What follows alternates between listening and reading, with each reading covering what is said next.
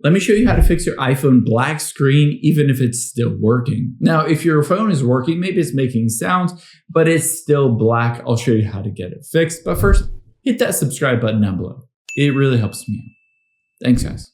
Now, if your iPhone screen is not responding to you and it's completely black, but maybe you're getting ringtones or something like that, somebody's calling you or texting you, or when you plug it in, it makes a sound. The easiest way to fix this is to do a force restart on your iPhone.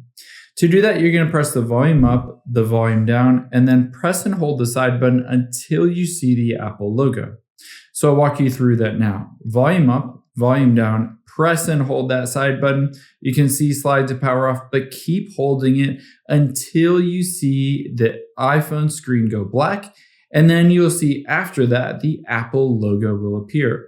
When the Apple logo appears, just like that, you can take your finger off and then it will force restart it. Always fixes this issue. Again, volume up, volume down, and then press and hold that side button until you see the Apple logo.